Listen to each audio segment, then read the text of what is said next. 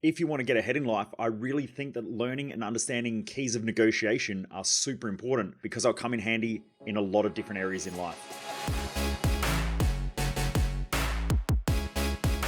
All right, Driven Mofos, welcome back to another episode of The Underestimated Entrepreneur.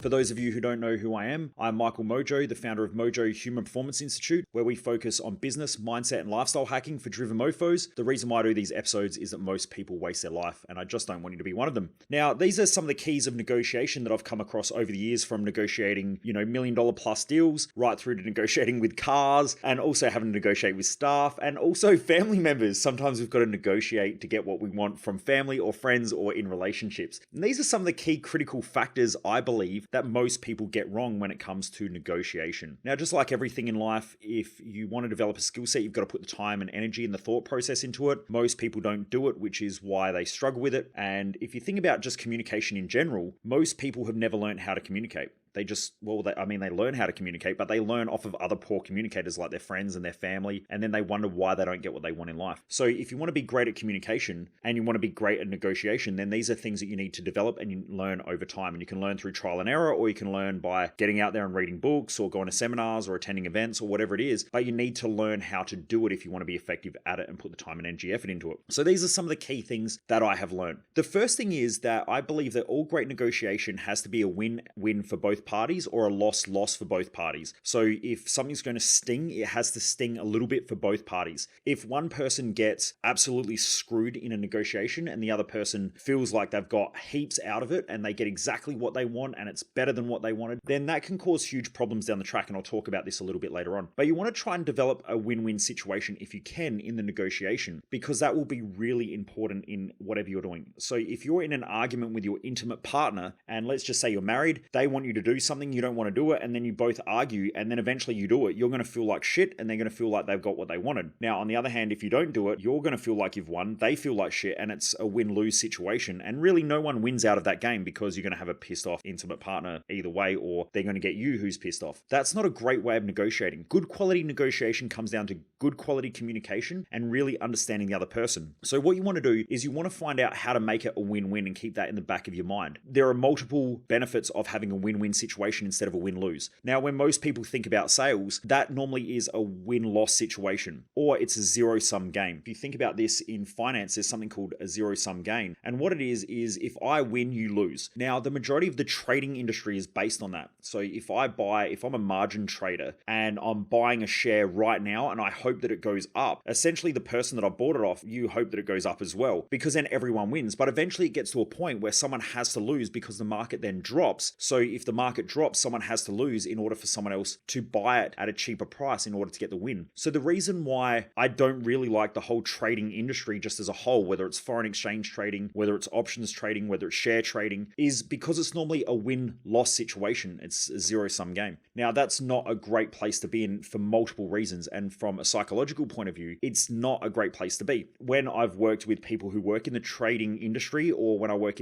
with people in the finance industry, a lot of them have alcohol problems. They have drug problems. They also use medication quite heavily as well. And there are a lot of, psychological issues where there's suicide, depression, anxiety issues. I really believe that those industries are that way because they're consistently fucking people. When you fuck people in order to get ahead, you will always feel like a piece of shit. And essentially you are a piece of shit. That's why they go down that path. Now, I'm not saying that at their core they're a piece of shit. It's just their behaviors are like that because they think that in order to win, someone else has to lose. And I don't know whether it's because of a sporting mentality where our team wins and your team loses, so fuck you. I don't know what it is, but there's something in Western culture where there's this win-loss mentality. That's not a great way of doing business long term. Now, in sport, if you love watching the game, then it doesn't matter who wins and who loses. You might have a preferential team that you want to win, but you don't really get all emotional if one team wins or one team loses, and you don't get hyper aggressive towards it because it just is what it is. It's a game. Now, I think in finance and in business, if you're one of those people who are like, I want to get in there and I want to make as much money as possible, then you'll tend to fuck other people and screw them. Eventually, you will get fucked in that process because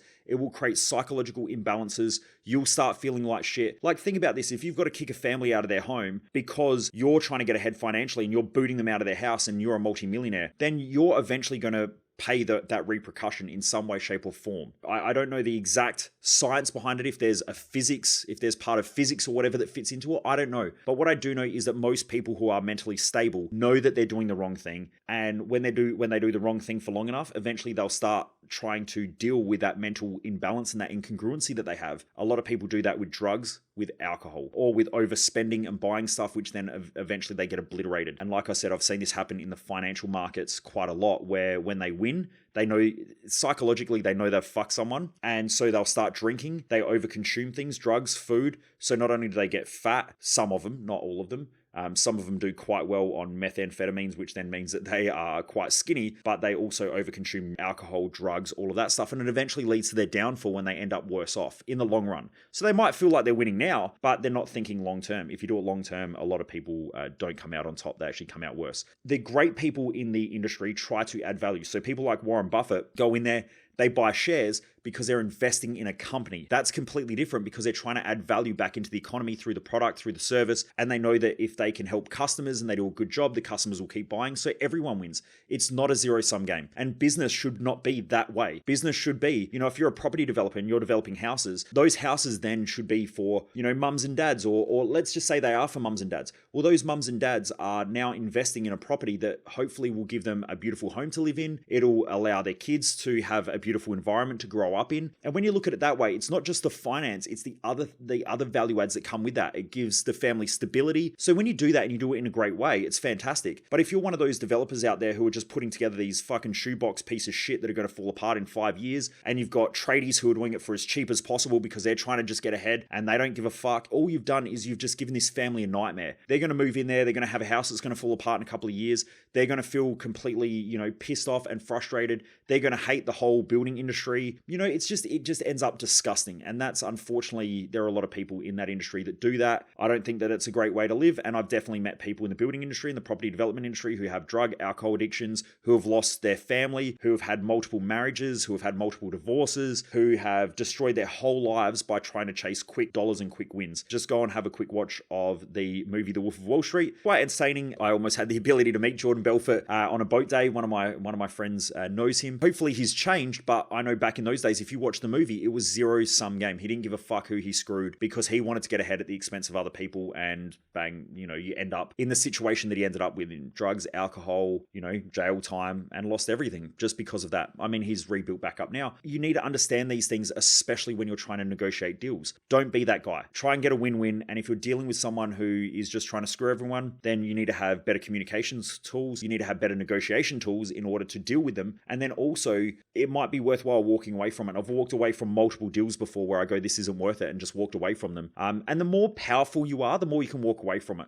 Like these days, I don't need other people's money. I can essentially do what I need to in most cases. I mean, it's always great to keep making more money and things like that because it creates more opportunities and more business growth and things like that. But at the same time, I'm not reliant on other people for, those quick wins or whatever. And that's a good place to be in. So if you set yourself up financially, you don't have to go into those shitty negotiations where you get screwed in the process. And unfortunately, some people who try to grow too quick end up in that situation where they're going to get screwed because they've done the wrong thing. But anyway, so you want to try and figure out how to create a win-win. So step number 2 is, when you're trying to create that win-win, you need to really spend a lot of time listening and clarifying. So in a lot of deals, when you're trying to negotiate a deal, to make sure that it's win-win, you really need to listen to what they're trying to get, what you're trying to get, and negotiate to make sure that both of you can win. When I bought Jess's car, and I was able to negotiate a wild deal on it. The car was worth, I think, about $110,000, and it was like 6 years ago or 5 years ago. Maybe the car's 5 years old or 4 years old now. But I essentially sent out an email to it was a little Range Rover Evoque. That's what she wanted. So I sent out an email to all the dealers in Australia, and I said, look, here's what we're looking for. The dealer here in Adelaide was quite rude because they had the market, and so they didn't really give a fuck. They essentially said, you either buy the car or you don't. Like, we don't give a shit. And so I went, all right, it's not that hard these days. We live in a global economy, and also it's not that hard to buy stuff from interstate. So I sent out an email, and this guy called up, and we had a bit of a chat. Most of them were way overpriced. I normally know how the car industry works and the margins that they create, and I know that they can come down quite a bit. I ended up talking to this guy. He had to sell, well, he said he had to only sell one more car in order to get a massive commission for the company, and also he would get a massive commission for the end of year. So I knew, and in the conversation, he actually said to me, he said, I could give you the car for free and I'd still make money, and the company would still make money, which was the wrong thing for him to say, especially when you're negotiating, because, you know, it gave me huge leverage, and I ended up getting that car for almost $30,000 less than the ticketed price. So I think I paid $78,000 for it. That was a huge win for us, but also as well, they got what they wanted. And so I was able to negotiate that quite well, but I was listening to how the person was communicating, how they were talking, what they were saying, asking questions, because I wanted to know, like, I wanted to get the price cheaper, because I know that when you drive a car out of the showroom,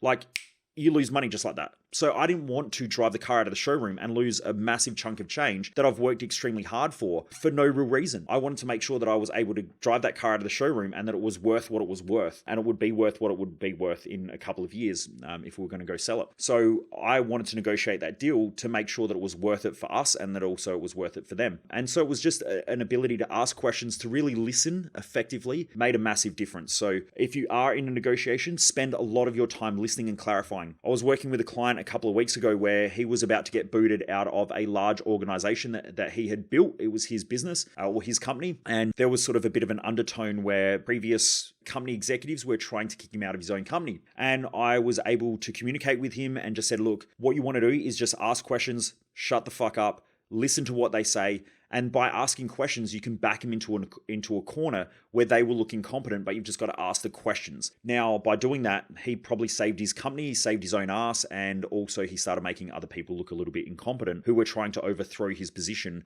because they were trying to make him look incompetent. But by them over communicating, it sort of swung it around the other way. So my point is, make sure you spend time listening, ask questions, and clarify statements. So is this what you're saying? And make sure you clarify it so the other people feel understood. That'll help massively in negotiations. Number 3 is if someone has to take a hit, be responsible and rational. So like I said at the start, if it's a lose-lose situation, which is happening right now a lot in the property development industry, the building industry, there has to be a loss there. Now, you know, mum and dad who are buying their houses, they don't want to lose money because they're on a fixed price contract. You have the builders who have agreed to a fixed price contract, but at the same time, the prices of everything have gone up. So their margins have been cut dramatically and they might even be taking a massive loss on it. Developers are doing the same thing because, you know, the buildings are, or the builders are blowing out timeframes. In order for everyone to win out of it in some way, shape, or form, it might mean that a few people have to take a hit along the way. Now, people who are buying a house need to understand that they're getting into a contract where if the builder falls over, they might not ever get their house done. If the developer goes bankrupt, they might never get their house done, or there might be other problems associated with it, or it might take 4 more years to get finished. So there has to be a hit amongst multiple parties. And that just means that the communication needs to be really, really effective amongst all of the parties, and everything needs to be communicated open and honestly about what's going on and transparent. And then from there, you know, the only way forward is that everyone takes a hit. And sometimes this is what happens with investments or investing or even buying a house. Sometimes that shit happens, especially if markets change. But yeah, it's essential to be open and transparent about those things as well. Number 4 is body language and tonality are essential. 55% of communication, according to psychological science that I've come across, around 55% of communication is body language and around about 33 to 38% is tonality. Not sure how they got that data. I read the research article ages ago. Off the top of my head, I can't even remember it. So it is important to make sure that when you're negotiating, you have to use your body language and tone effectively. If you're yelling at someone, that's not going to be effective. When someone's listening and they're going through some pain, you might have to say, you know, I do understand it does sound challenging for you, versus I do understand and I understand that it's challenging for you, because that can be very confrontational just on that tonality. Now, if you're in an intimate relationship, I'm sure there are times where you've been pulled up and your partner has said, I don't like your tone. And that is because tone is more important than the words that you speak, according to that research. So most people focus on their words, not their tone and not their body language. Now, your face gives away your body language. So a lot of the time, facial expressions can easily give away whether you're listening or not listening, or whether you're distracted, not distracted. In a negotiation, it is really important to make sure that your face is expressing the feelings that are going on for the other party. So when you need to be firm in your face. You can soften and lean forward and things like that when you're listening to someone, so it looks like you're taking in that information. You can lower your tone, especially when someone is communicating that they're going through pain or stress or frustration. Sometimes you've got to be a little bit more dominant with your body, and you sit up a little bit taller, open your shoulders up, breathe deeper to show that you're posturing a little bit. These things, if you do them well and you think through it, it'll just seem seamless. If you're someone who really logically goes into it, you'll disconnect from someone straight away. I used to see this in NLP courses back in the day when I was studying neuro-linguistic programming. I used to see all the dumb shit that used to happen in that industry where people would use these language patterns and stuff like that an intelligent person will pick up on in 2 seconds. Or you see someone who's trying to match and mirror. So you cross your legs and a second later they cross their legs, and then you lean on one side and they lean on the opposite side because they're mirroring. Now, when that happens, you break rapport immediately because you know you're being fucked with. And the key to great body language and great communication is that if you're using these tools, people don't need to pick up on them. And they're just good communication tools. I've had people come to my events and they go, I know that you're using NLP in the way that you're communicating. And I'm like, I'm not. Well, I am, but I'm not. And they go, well, what do you mean? And I say, well, the whole point of neuro-linguistic programming or understanding linguistics, and I have studied a lot into linguistics as well, not just in neuro-linguistic programming, but in the field of psychology as well. When you go and look at a lot of these patterns, they're just studying people who are already good at it. So if you have a look at a professional athlete who does extremely well, they already are doing a skill set amazingly well, which makes them highly competent. Then other people go and study that. So if I'm looking at running, I will go and learn from a runner who already has an amazing skill set and who has developed that skill set, and I can learn off of them that skill set. But you need to become consciously competent first, which also means that sometimes it can seem like you're disconnected or that you're really having to think hard about what you're doing when you're developing that skill set. The point that I'm trying to make is that good communicators are good communicators. Now, there are plenty of people out there who study NLP who they have all these tools, but they're still really shitty fucking communicators because they're logically in their head all the time. They're not just communicating with people. What I learned years ago is that if you just focus on connecting with people, you connect with them well anyway. And if you understand human behavior, then you understand a lot more about how to connect with someone effectively. But very rarely do I go into any of my events and use any of those psychological tools in order to manipulate people to get them to do what I want. I just do what I do because that's the way that good communication needs to happen in the first place. And sometimes you'll use a little bit of fine tuning or whatever, but other than that, it doesn't matter. Like when I communicate, I have people who say, I can hear your tonalities changing and, you're focusing on all these different tones and the way that you're using your body. And I'm like, dude, I'm just doing what I do. Like, this is the way I communicate with people. And this is the way that I use my body language when I'm running an event. Like, I don't even think about it. It's just something that happens. But that's because I'm focusing on the people I'm communicating with, not the fucking tools. And I find sometimes when people focus on the tools too much, it absolutely breaks the rapport with the person. And that's the most important thing. So when you're negotiating, even if you do have certain tools, please make sure that the most important function of you being there is to make sure that the person's connected with you and you're connected with them so that you can communicate effectively. Once you break that rapport, it's a lot harder to get the trust back. Be careful with the way that you use these tools. If you have studied NLP or psychology or whatever, use those tools if you need to, but just remember, always come back to the most important thing, and the most important thing in communication is rapport, so make sure you keep it. Number 5 is you don't always have to win by screwing others. You'll just get a bad reputation, and I spoke about this at the start. So if you go into deals and you're used to fucking everybody all the time and you're not looking after everybody's best interest, you might win and others might lose, but eventually how do you think that they feel?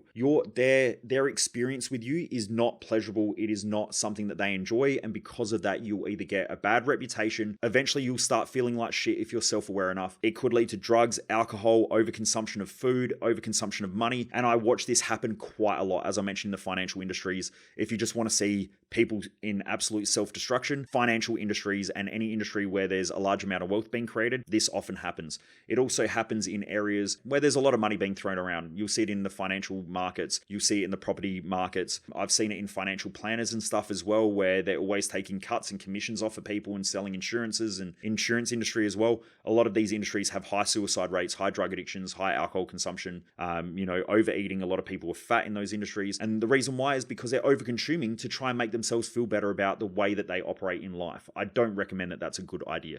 And if you're part of this community, I really hope that you would focus on trying to benefit yourself and others at the same time. In our community, something that I always focus on, like I tell people, I'm up front. I'm not one of those speakers who fucking lie to our audience. And there are so many speakers out there who do that. They go, money's not important to me. Yet, at the same time, they're making, 20, 30, 40, $50 million a year in what they're doing. Money has to be important, because if money wasn't important, you wouldn't be making that amount of money. So normally their top 3 values will have business or wealth creation in there. When they say that, they're lying to their audience because they're afraid that they're going to get judged as being a money person person and that their core driver is only money. Now, some of them do that, and some of them, that is their driver. And that's the problem, because it gives an industry a bad name. But also, I just want to say that if you're honest with people, sometimes you'll be judged. I tell people that business and wealth creation is important for me. It's one of my higher values. It's not the number one reason why I do everything I do. My highest value is teaching and learning. And then my second highest value is people and connecting with people, especially people that want to learn and want to grow, or I can learn off of. And then my third highest value is business and wealth creation. So I put my two highest values into the business. Hopefully I provide enough value consistently to people where they want to spend money with me, and then the business grows. So money is important. You can't grow a business if money's not important. So when people say I don't give a shit about money, yet they have a lot of money, that's not true. They're lying. Either that or they're in complete mental conflict. What I would suggest is, if you are negotiating, please make sure that you're open and honest around what you're wanting and what they're wanting, because it makes the negotiation a lot easier. And so, yeah, I do talk about this at my events as well. Like, I can't run a business without making money. And also, money is an exchange of value. It's a fair and equitable exchange of value. Normally, if you run a business and you do shit for free, you'll notice that you just surround yourself with a whole bunch of scabby people with high expectations that expect you to do everything for nothing because they think that you're a good person, or they tell you that you're a good person. But at the same time, you're getting fucked in that process, because you're wasting your time, you're wasting your energy, and you're wasting your knowledge. And those things are some of the most valuable assets that you have in life. So you don't want to just waste those things. So what I tell people is that money is an exchange of value. You want to find out how to create fair and equitable value exchange. So if someone's going to pay me, like, I know that from our business model, there are people out there who can't afford to pay me for one-on-one coaching. And that's fine. That's why we have lower price point products, because I want to be able to help them. But I can't give up my valuable time, my valuable knowledge that I've spent millions of dollars gaining just to give to people because they want me to be a nice person. That's not fair on me. It's not fair on my future. It's not fair on my family. It's not fair on our community, because I would rather spend that one-on-one time with people who have the net worth to pay me what I'm worth. But at the same time, if I give them some advice, that advice could save them millions. So them paying a couple $100,000, or even, it might even be $20,000 or whatever the coaching package is that they're on. If I can save someone $1 million by a piece of advice, asking for $5,000 is nothing. The way I negotiated $1 million deal with one of my clients to be a shareholder in their company and get, a shareholding, was that I was able to negotiate that. But that was because it was a large deal. And if what I taught him worked well, then he would have made a large sum of money from it, and, he would have excelled. So therefore, I feel like that was fairly responsible. It's a win-win. So you really want to figure out how to make situations win-win. Don't be attached to being a nice person, but don't be attached to being an asshole and screwing everybody as well. There's a nice, beautiful balance point in the middle where you know what you want, you know what they want, you understand everything, and then you can negotiate those deals. But please don't do it at the expense of others, because if you do that, you'll end up destroying your own life as well. Okay. Anyway, I hope that helps, Driven Mofos. I really appreciate those who have been liking and reviewing, sharing these podcast episodes as well. I really do appreciate it. I know a lot of you have been writing reviews on the podcast app, the Apple Podcast app. I really do appreciate it. I read them. I send them to my team. I do appreciate it. So if you are on the Apple Podcast app, if you could give us a 5-star rating if you would like these, or a 3-star rating, or whatever you want, you give the rating, and then write a review as well. I'd really appreciate it, because it helps us to get more people listening and me being able to share this information with more people. If you're on Spotify as well, please make sure you hit the stars as well and give a rating, again, because it pushes us out to more people. And if you're watching this on YouTube as well, please make sure to subscribe and hit that like button. I really do appreciate it, everybody. The reason why I do this is that most people waste their life, and I just don't want you to be one of them. Never underestimate the dream, Driven Mofos.